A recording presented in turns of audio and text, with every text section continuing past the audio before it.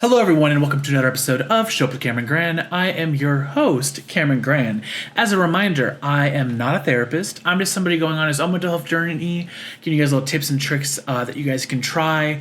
Make sure you advocate for yourself. Please just try things out, either that I suggest or anybody suggests, but make sure that you remember that they are suggestions. Take them, try them. If they don't work, don't keep doing them, because only we are inside our own brains, and so only by trying to have a sense of discovery will we find out what works best. Something that I have been trying to reiterate for myself, especially in times of stress, is just acknowledging the good moments that are happening in your life, because it can be very stressful. Like right now, if you're watching this video, you'll notice that my lights are it's called pulsating, where it like slowly fades in and out of different colors. I decided to do that just because it's very relaxing to me. It kind of reminds me of a lava lamp, and just kind of like that sensual like light effect kind of reminds you just to like chill and take deep breaths in and out, and things will work out for the best for you. I think it's especially important right now just to breathe and to remind ourselves that, everything is going to be okay. Just all you have to do is prepare and be ready and make sure that whatever comes, it's all part of the life process. Some things try to make us believe they're bigger than they are. And it's ironic for me, the amount of people that just jump so deep into stress, they don't allow for moments of relief. Basically what I mean is, we all have lives. We all have these different things that kind of add up, like whether that's work stress, if you're a single parent and you have a bunch of children. It's harder with kids because kids are always around you. They always are trying to occupy your time. So it's harder to remind yourself to take moments alone, just to acknowledge that we are individuals. I think it's so hard right now to think about yourself when the world is where it's at today, and you can't change the world simply with a thought. It's all about these tiny small moments that add up over time, and that lesson is one that has been especially hard for me to grasp, because my brain is very much short-sighted orientated. Like instant gratification is another term for it. Like, unless I get some kind of immediate reward, it's hard for me to acknowledge that any progress is happening. And that's kind of why I am where I am, because in order to make a big change, especially when things like my weight, you kind of have to allow time to pass and to trust the process. But I've never trusted the process long enough to actually see those long time benefits, and that's something that I'm trying to change for myself.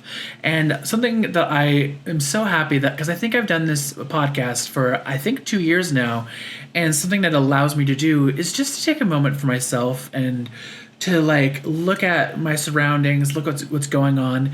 It's all about accepting where you are currently, because I had to do something very unique in order to move, because I couldn't afford my old place, but then I also couldn't afford, with my health being what it is, to move in 3 days, which is amazing to me that most places only give you that amount of time to move. I found the place that had a promotion going on, so I had an overlap month, and that was such a huge benefit for me, because then I didn't have to pay rent at the same time.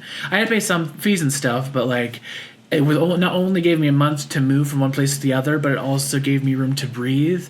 And then once this month is over, I'll have even more room, because then I won't be tackling a whole bunch all at once. And I think what I'm going to start doing moving forward is just whatever goal I want to accomplish, I want to figure out how I can set up daily rituals that over time will benefit me, and I like to trust that, because I think there's a thing, and the reason why the opening of my podcast is always about advocating is I've tried a lot of different things and they don't really work for me.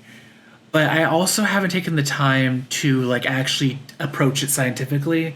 Like if I'm trying a diet or I'm trying these exercise regimes, I'm not like holding like a journal and then reviewing that journal. Like you can write all you want, but part of journaling is also about re-entering your past self and like, oh, these are the things I was feeling. Is this like a diet that I can do long term, or is it something that over the course of a week really makes me miserable and doesn't really like fuel me to keep going? And that's something that I'm trying to address. I want to I want to stop saying I want to change.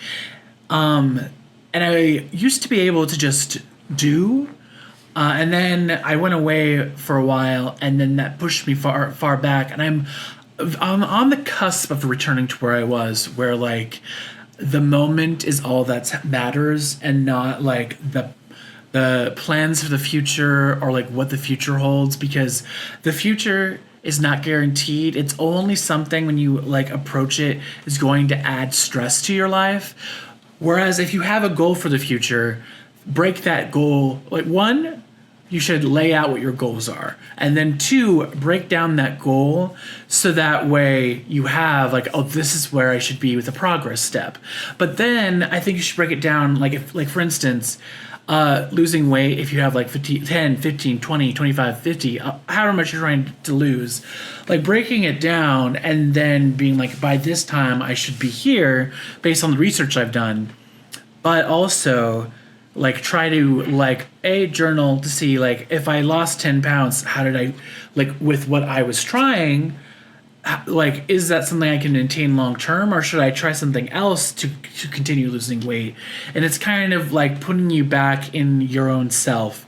And like one of the things that they teach you in DBT is all about like your surroundings and how to not only acknowledge them but kind of fall into them. Like touch is one of them. If you're over the peak line where you can't really think for yourself because you're just like swept up in all your emotions, something that they advise you to do is maybe take a cold shower or a hot shower depending on like where you're at, like what actually snaps you out of how you feel.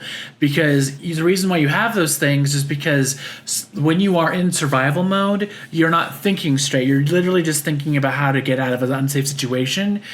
And usually when you're in survival mode, it's at any means necessary, but like that's not something that's sustainable. That's why we have like adrenaline that kicks in, but adrenaline rushes also eventually go away.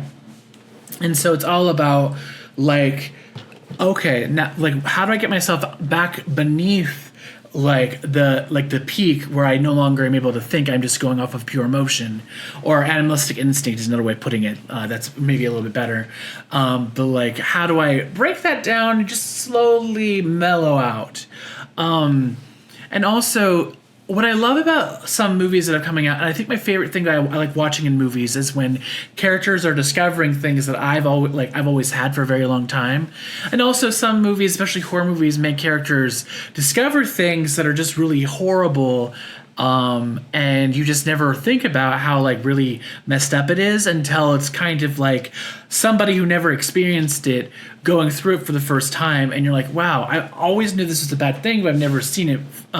For instance, I was introduced to The Color Purple based on the Broadway show. I worked it for a long time because of my job, and Danielle Brooks played the what's her name? Oprah plays her in the original movie.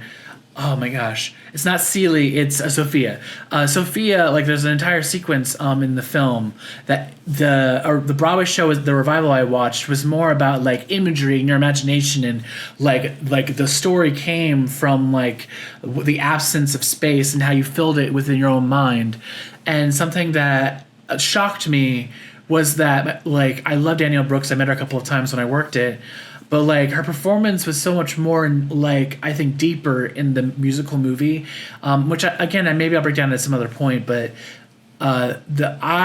in my own head, there's a time sequence when she goes to jail, and you don't get how messed up and bad it is with my imagination, because I knew it was bad, but like. The show in the movie that they did, when they highlighted what actually happened, like my imagination pales in comparison to the reality of what actually happened and it was happening to these people in the 1950s and stuff. And the thing that I really like about The Color Purple is it kind of forces you to abandon your own sense of self and experience the world through a perspective that I myself am never going to be in. And that's actually my favorite thing about film. Like, I love finding films. Like, I think coming of age, people always think has to do with adulthood, like teenage hormones and stuff like that, which I think is a very common, like, and very popular story arc to go on. But I love moments of, like, when you're an adult and you discover things for the first time that everybody else takes for granted that you would know. And The Color Purple is really a great thing about, like, anthropology is kind of like the study of human culture and kind of going in and experiencing that culture firsthand without any judgment and without any of your own notions, and just really being curious and open. And that's kind of how my approach to film, and what I love about film is, like, again, it's very popular, but, like, superhero and what that means is a very, like, abstract and very broad term. Because we have superheroes like Oliver Queen and Tony Stark and Batman who have no power, they just have their riches, but they're part of the higher society, so they actually know how to take out and get rid of the major problems that we who aren't, are below a certain, like, poverty line will never know because we're not part of that world. And then you have other characters like the Friendly Neighborhood Spider-Man, or like Kamala, Khan. I think that's Mrs. Marvel's real name, so sorry if I'm wrong, but, like, those are both characters who who are more about, like, their own, like, path, if that makes sense. Like, their superheroism comes from what's in front of them day to day, rather than them, like, being aware of what's going on and finding out how to do that. At least the things that I've watched. And then, like, Secret Invasion, if you watch that on Disney Plus, that one is about espionage and, like, being aware of, like, the fact that Skrulls, which are, like, an alien species in Marvel, have, like, basically implanted themselves, because they are able to take on any shape, into society, and they've taken major roles. And the idea of Secret Invasion is they're going to replace the human race without the human race ever knowing that they're doing it, because, not being aware, not talking. I think there's what I love about superheroes and, like, the films that they're in, is they do a great job of forewarning the danger of listening to fear, because fear is an unspoken silencer. It's when we're so afraid that we don't act, it allows, like, these bad things to grow into fruition. But when we do acknowledge them and we are telling people that we're aware of them, we have a higher potential of change. Because also, when we talk about things that we're not okay with, like, for instance, if you've watched Avengers and you know about the Infinity War, when almost half the entire population of the entire universe was snapped away, like, that was something that people could have accepted because the Infinity Stones were broken, and we could have just accepted that and moved on. But, like, these characters when they had no other way of doing it, were like, we should live with the circumstances that we have because we are unable or don't have the means to change what was. But, like, they never closed down the, like, ability to listen and hear out each other. And then, like, basically they never gave out hope that another something would pop up so they could still, like, travel back and save people before the snap happened. But, like, 5 years pass, and, like, 5 years is a long time, like, for, like, something to just be what it is. And what I love about that film is it's not like they gave up. It's more of, like, we are accepting the things the way they are until we can see a way forward that not only protects us, but everyone who is already still here, and also who might come back. So that way, when they do come back, we're not, like, completely in pieces. We know what to do. Now, the only thing that, the Avengers kind of don't do great is, and that they're kind of starting to do that in the films now, is the fact that the Avengers had this plan. They went and like saved everybody, but they did not like bring everybody in so that when people snapped back and they were back into their old lives, their stuff was waiting for them. 5 years passed and people moved into other people's buildings. Rent still needed to get paid, so other people were living in their apartments. And it's kind of like, oh, we have this plan, and obviously, they don't want Thanos to become aware, and that's why they didn't tell anybody. But like, those are the things that they skip in those movies. Is like, what's the in between, and what are we trying to fix? Like, they allude to them, but they never tell us. But it's like all of that stuff I just like went on a speech about is made up. But it's like a made up world, and I love trying to piece together, oh, what would you do if this happened? How would I rebuild? Or like, what kind of things would I hope would be in place for me or somebody else if this was to become a reality? And that's something that I think that people should never lose. Like, you should always have a curiosity about one another. And for instance, New York City is a place that most people think is very scary because of like crimes and stuff that happen.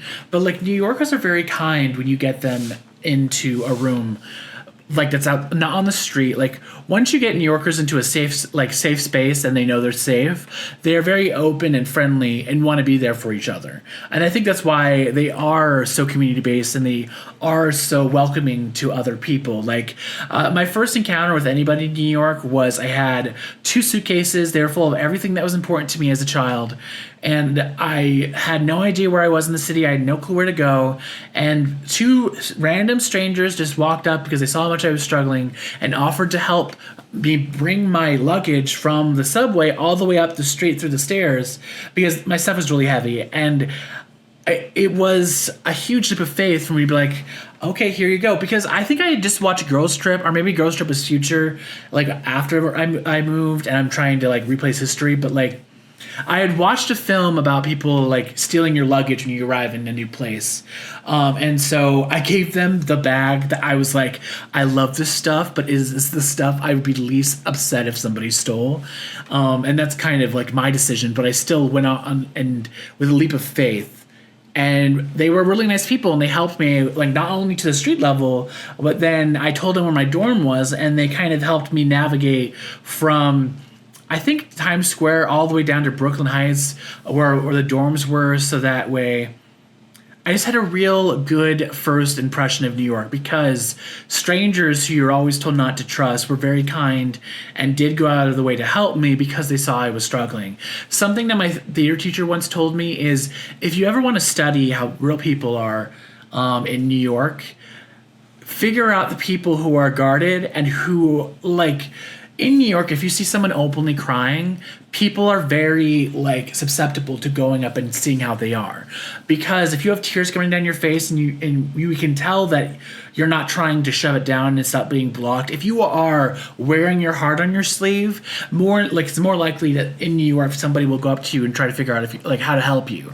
Whereas if you're somebody guarded and you're not trying to like have that noticed, they will ignore you because they're waiting for people that are obviously in need. For instance, during the first snowstorm there, I had an umbrella, and I don't know why I thought it was a good idea to walk in an ice storm with an umbrella, because it was pointy, hard, and I tripped and it hit me in the stomach, and so I lost my breath and I was on the ground like reeling. And everyone's like, well, if you fall, nobody's gonna stop to help you. But people were really like kind and were like rushed over to me to help me up. And I still remember that because it's not something that I had an expectation of. And it's kind of like, if you put negative energy on on any encounter, more than likely that is the reception you're going to get. Whereas if you try going in with an open mind, usually how you are received will reflect that. And that's something I'm trying to remind myself as we continue to go throughout 2025, because it's very stressful for me, and I live in a good area. I really like where I live. I have neighbors who blast music at almost 2 a.m. in the morning, so I don't love that fact, but I do love like where I live. And on that same note, I no longer live in New York City, and it's like a half, like 50-50 is how I feel about that, because in New York, there is no real like quiet area, and unless you can afford, I don't know. I only lived where you're hearing the sound of horns, you're hearing the sound of chatter on the street, you're hearing it all the time, so it becomes white noise to you. And so it was amazing to me in like an area where now it is more quiet and you're not like around it all the time, that now all of a sudden those noises bother me. And I'm like, well, I miss New York, so should I let them get away with it or should I call it out? And to be honest, I would have let them call it out if they weren't like still doing it and blaring it up. It's not that they like had it there and then just weren't aware that they were being too loud. It's that at 2 a.m. they decided to turn it up even louder, so then the bass was hitting. And also, if your bass is so strong that my bookshelf in my apartment toppled over and all my books flew everywhere because of how high the bass was, that's too loud. Okay, if you're going to like throw over someone else's furniture because of that, it probably is too loud of a music. I will say I am from Minnesota. Like right now, I'm from Minnesota, and in Washington and Minnesota, and I think even New York City, you don't really deal with earthquakes that often, but California has a lot of earthquakes, and so you have these things that come with like cupboards and like storage racks and all the stuff to mount those puppies into the wall. And not all the stuff that I have has that option, and I wish that they did like have a universal, like every state gets this, because it really hurt when all those like all that stuff fell and hit me. But it's just one of those things where I'm like, okay, well, I want it to be nice, but like you can't be throwing over my furniture, okay? The other thing I'm trying to get rid of the thinking phase of discipline. Like if I can get on a proper schedule, I can just do things without thought, because I think I'm at my strongest when I am at center. And DBT teaches you that at your center is when you're basically, that's when you're at the beach, where you have these waves that come on over you and then they go away. But when you're at the beach, like if you build a sandcastle, sure, you might have plans, but that wave can crash that, and then you're back to a flat, neutral base sand, nothing astray. Sometimes like critters can come onto you and then they go away. But it's kind of like when you're at the neutral place, you can become aware of your thoughts, but also you can become like focused on your own actions and not have those thoughts be part of action. And that's kind of the thing that I'm trying to build up to, is like when I act, I want to act without having to force myself to think. Like other people, I think, based on my own conversations, I feel like other people more come from a place of action first. I come from a place of think before action. And I overthink a lot. And that's more of what the problem is. It's like I think so much that by the time I should have acted, the action can no longer happen because I took too long. And so I really just want to become more like action first, so that progress happens even when I'm not thinking about progress, which is why the ritual of what I want to do every day is important. So that way, like, hey, you get up, you wash, you make sure you're ready for work, you make a breakfast, you make yourself a lunch. That way you can budget for all these price hikes. So that way you are able to still save up to like achieve the goal that you have for your next phase after you graduate college.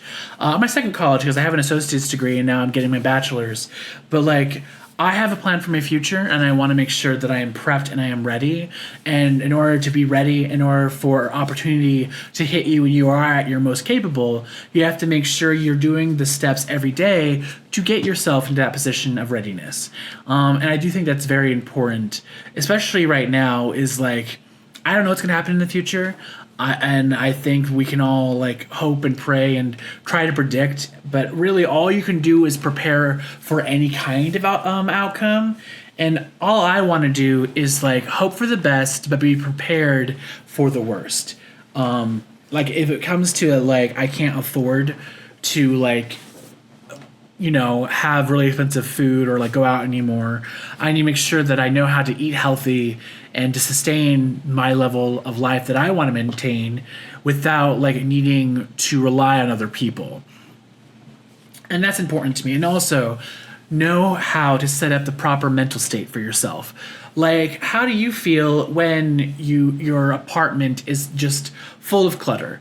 Does that bother you? If not, great, leave it. If it does, figure out how you can adapt your ritual every day so that way you do start the week off with like a fresh slate. It'd be great if it's every day, but I do think it's crazy to clean your living room and your kitchen and your bathroom and all that stuff every day. So like if we just reach Sunday and then we make sure that everything's great at Sunday so that Monday's a fresh start and we just let everything happen. Like I hate dishes, but like when my aunt, her motto with dishes was like nobody likes doing them. So instead of like eating and just like putting them into the sink and having that clatter up, just wash your dish as soon as you're done. Put them in the dishwasher, and once the dishwasher is full, we clean it out, and then we have a thing on the dishwasher that tells us when it's time to clean or on time to unload it, and that way it becomes just a daily habit. And it's kind of like you plan for your success and how to plan to make sure that you are having the best possible like day, like every day. Like how can you set yourself up to be open to happiness? Because I don't think anybody sets out to be angry or sad or or I want to say disappointed, but like we don't set out to have those goals, but like those emotions. But in order to prevent them from like having a longer hold on us than they should, we need to have like, if I'm feeling really down, what are things to help boost my mood? If I am feeling very neutral and I'm only ever neutral, then how can I bring forth opportunities of happiness, sadness, depression? Movies are a great way of having all those things and not having them be real, strong things that are long-lasting effects on my life. But it's kind of like, how do you set yourself up to be the best version of yourself every day? And that's kind of what I'm doing. Like being your best every day is not my goal. My goal is how can I have a plan ready to help push me from one end to the other when it comes to that spectrum of like depression. Because I think anger is in one corner, happiness is in the other, and then sure, sadness is also in that range. But like neutral is where you want to be, because then you will be aware of those moments when they happen, and they like you're not controlled by your emotions. And I think that this will be it for this episode. I know it's a short one, but I really wanted to just reiterate that like the importance of just figuring out what you want for yourself. What do you need for yourself every day? Like, how can you set yourself up to be the most ready to change or be like there for people that you care about? Show up for yourself is where Show Up with Gran came from, that title. And that, I think, title came from a very negative thing that I felt growing up. But it's very important to me to remind myself that the reason why that I am using that term is because nobody showed up for me, but I want to make sure that I can do that for other people. But showing up for yourself cannot be about being selfish.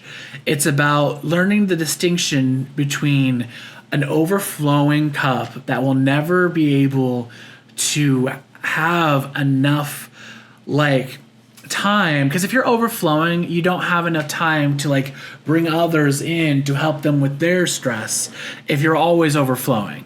I want to like set myself up so like I have my own stress, I have my own things in my life, but I also have a way of helping others, because I know that if I'm trying to help somebody else, once I get back into my world, it's all set up great, and I can trust that I will be good because I'm following the things in my life to make sure I am good every day. And that's kind of what I'm hoping other people will do from this podcast, is just make sure that not only are they showing up for themselves, but when they're helping others, they know that they are good no matter what other people bring into their life. Because we are not other people's projection on us. Only we determine our character. Only we determine our integrity. Not other people talking about us, because reputation is not determined by you. So whatever somebody else says about you is not true. Only you decide what your values are and what matters. And remember that. because other people will try to make you feel things that have no merit, and it's not your responsibility to convince them of your worth. If they don't see it, that's not your problem, but you should stand up for your values and what matters to you, because that's showing up for yourself. So with that, I hope you guys have a wonderful day. What a great way to start out the week. I hope you guys had a wonderful Valentine's Day, and I will see you guys next week. Thank you so much, and have a good one. And remember, as always, to show up for yourself, because you matter.